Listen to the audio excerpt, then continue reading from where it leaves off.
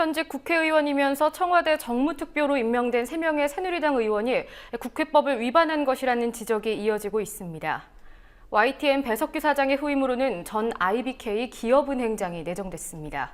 언론과는 전혀 무관한 일을 해온 정통은행원입니다. 이번 주는 삼성전자 백혈병 피해자인 고 황유미 씨의 8주기 추모 주간입니다. 오늘은 삼성전자 반도체 피해자들까지 길거리에 나섰습니다. 김현주 PD와 첫 번째 소식 청와대 정무특보 논란부터 알아보겠습니다. 안녕하십니까? 네. 네, 새누리당 현직 의원들의 임명이 법조항을 위반했다고 하는데 어떤 조항을 위반한 것인지부터 좀 설명을 해주시죠. 국회법 29조를 위반했다는 겁니다. 국회법 29조는 국회의원이 국무총리나 국무위원 이외의 다른직을 겸할 수 없다고 명시하고 있습니다. 지난달 27일 청와대 정무특보로 임명된 새누리당 주호영, 윤상현, 김재원 의원이 현직 국회의원이라는 게 문제가 된 건데요. 특보가 무보수 명예직이기에 공익 목적의 명예직일 경우 예외를 허용한다는 조항에 부합한다는 지적도 있지만 이 경우 국회의장이 윤리심사자문위의 자문을 받아 허용 여부를 결정하게 돼 있습니다. 네, 여당 내부에서도 비판이 나오고 있다고 하죠. 네, 새누리당 김태호 최고위원은 현역 의원의 정무특보 임명에 대해 위헌성 여부가 제기되는 것이 사실이라는 발언을 했습니다. 야당 문재인 대표는 국회의원은 정부를 견제하고 감시하는 역할을 하는 헌법기관이기에 대통령 정무특보와는 임무가 상충한다며 한 직책만 선택해야 한다고 목소리를 높였습니다.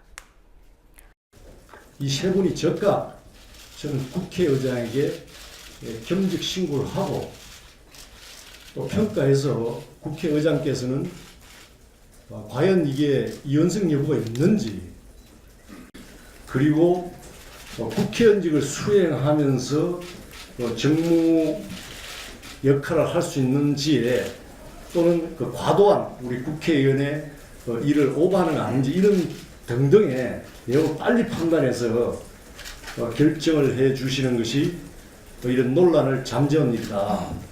여당을 장악하고 관리해야 할 하부기관으로 여기지 않는다면 할 수 없는 인사입니다.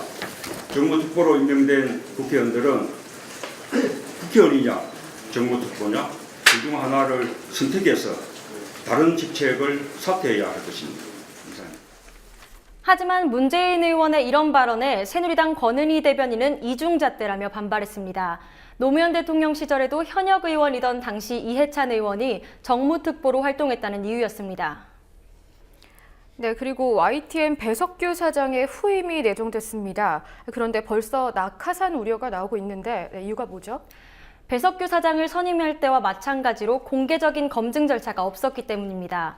이번에 내정자로 지목된 조준희 전 IBK 기업은행장은 지난 1980년 기업은행에 입행해 23대 은행장을 지낸 정통은행원으로 언론계에 몸담은 적은 없습니다.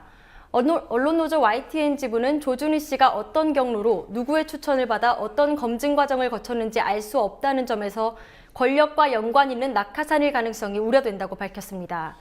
실제로 조 전 은행장은 낙하산 안치기 논란이 끊이지 않았던 KB금융지주 회장 자리에 지난해 유력하게 거론된 적이 있습니다. 조준희 사장 내정자의 선임 안건은 배석규 사장의 임기가 만료되는 오는 20일 주주총회에서 통과될 예정입니다. 네, 그리고 이번 주는 삼성전자에 근무하던 중 백혈병으로 사망한 고 황유미 씨의 8주기 추모 주간입니다. 오늘부터 추모 주간이 시작됐는데요. 어떤 일이 있었습니까? 오늘은 4명의 삼성전자 뇌종양 피해자들이 집단 산업재해를 신청했습니다. 반도체 노동자의 건강과 인권 지킴이 반올림은 현재까지 제보가 들어온 뇌종양 피해자만 24명이고 이 중 8명은 이미 사망했다고 밝혔습니다.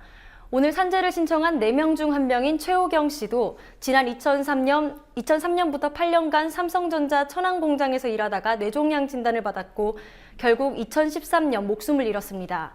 반올림 측은 이번 뇌종양 집단 산재 신청을 통해 반도체 LCD 산업의 뇌종양 발병 위험에 대한 역학조사와 진상규명, 산재 인정이 이뤄지길 촉구한다고 밝혔습니다.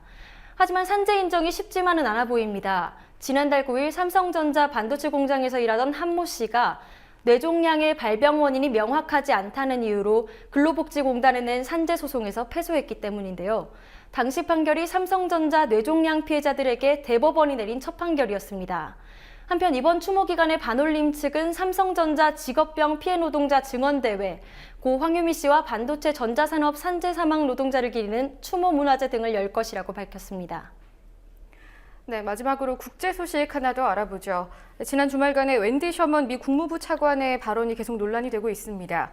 과거사를 덮고 가야 한다는 식의 발언을 했는데요. 외교부가 입장을 밝혔습니까? 네, 조태용 외교부 1차관이 국회 외교통일위원회에서 외교부에서는 셔먼 차관의 발언에 대해 가볍지 않게 보고 있다고 말했습니다. 미국 현지 시간으로 지난달 27일 웬디 셔먼 미국 국무부 차관은 동북아 지역에서 민족 감정이 여전히 이용되고 있으며 정치 지도자가 과거의 적을 비난함으로써 값싼 박수를 얻는 것은 어렵지 않다는 발언을 했습니다. 과거사 문제에 책임을 져야 할 일본을 비판하기보다는 한국과 중국이 과거사 문제를 국내 정치에 이용하고 있다는 건데요. 오바마 대통령이 지난해 4월 위안부 문제를 끔찍하고 지독한 인권 침해라고 말한 것과 정면 배치되는 입장입니다.